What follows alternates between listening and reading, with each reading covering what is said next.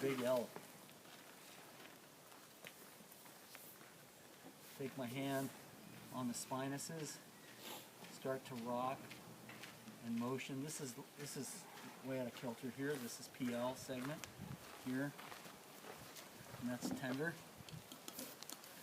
And that's right at the anticlinal vertebra. So there's a couple things I need to do. I'm just gonna lift that move. I'm gonna take this and I'm gonna drive this from left to right. And I'm not gonna be worrying about P to A because the orientation is this way, right? Coronal. So I'm just gonna come across, and go. Just rocking. Motioning. I'm going to motion the SI joints pretty good. Motion the sacrum, right, left, stuck. I'm going to bring this back. You can tell just the posture of this dog when they drop their rear end. In order to do that, that psoas muscle's got to be way contracted. So you would expect when I go to do this, somebody talked about it this morning, their dog keeps wanting to hike the leg. That's what we're talking about. They just want to keep hiking it because the psoas muscle is contracted.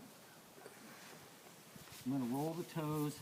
I'm going to traction this, but I'm going to keep in mind that the reason that that's contracted has to do with this up here. This is at L1, 2, and 3, most likely subluxated. I'll get to that in a second. I'm going to lift this. I'm going to open. Not as bad, right? It's still there. Oh, it's there. And I'm going to ask him to just hang out there. Meaning I'm going to have to put some resistance. I'm going to roll the toes, traction each digit, and I'm going to pick them off the ground.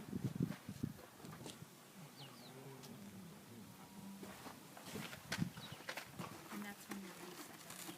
Yeah, I just want to reintroduce motion into the structure. I'm going to go ahead and grab the root of the tail just like I did. It just depends on the dog. Smaller dogs, you won't be able to do this, or dogs that have had their tails bobbed. And I'm going to go ahead and keep locking the structure, keep freeing everything. This is subluxated. This is at T13. Thoracics on dogs, they have 13 thoracics, 6 lumbar, sometimes 7, but 13 thoracics. So this is right around T13. My thumb and my knuckle. This is pretty stuck. I would suspect that that's arthritic in there, frozen in there. The structure is moving, but it's not moving forward. And I'll give it another go, and that's all I'm going to do there. As soon as I do that, right back to integrating. When they want to sit, stand them back up. Keep standing them up. Go a little bit lighter. And then just keep motioning this. I'm going to sit him down. I'm going to grab his shoulders.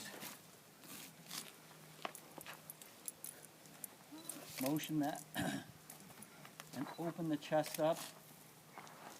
I'm going to protect my... Hang on, Gigi. I'm going to go ahead and extend this shoulder.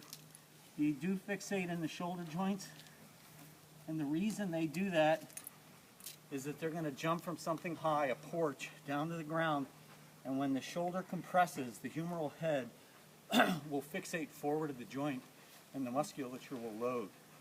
And the way you address that is to just take this arm out at the elbow and extend this. He's kind of way restricted here, so I have to just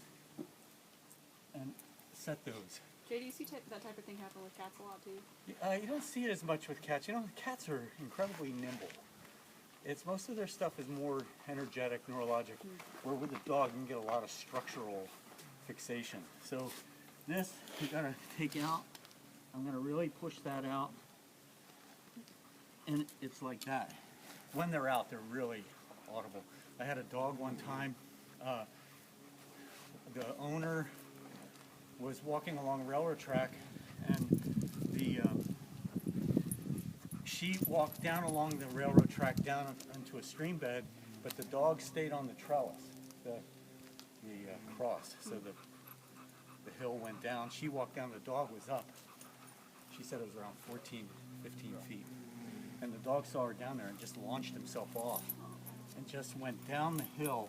This compressed, both humeral heads blew out forward, whipped the neck, had a fifth cervical that was posterior. Really, the whole system jacked. That's where it's important to know your geometry.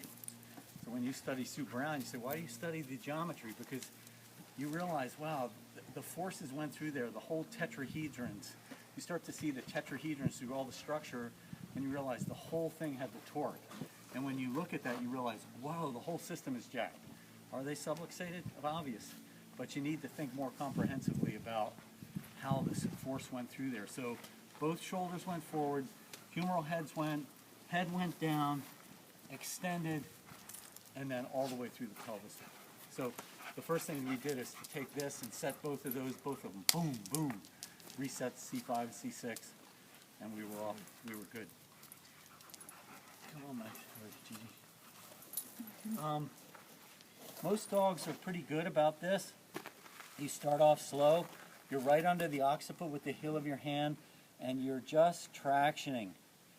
This is kind of like an occipital lift. This is a right posterior atlas again, and I'm just going to go do that so we don't mess with it too long. I'm going to have him bring his head back. Range of motion, really good on that side. This motion is just like the horse. It's a 45-degree angle from C2 to C7, in, down and in, this way. Motion, motion, motion, motion. Same thing we did with the horse. And ooh, occipital lift, Virgil cream, and there's something in it. There's something. And that's that. You do get a lot of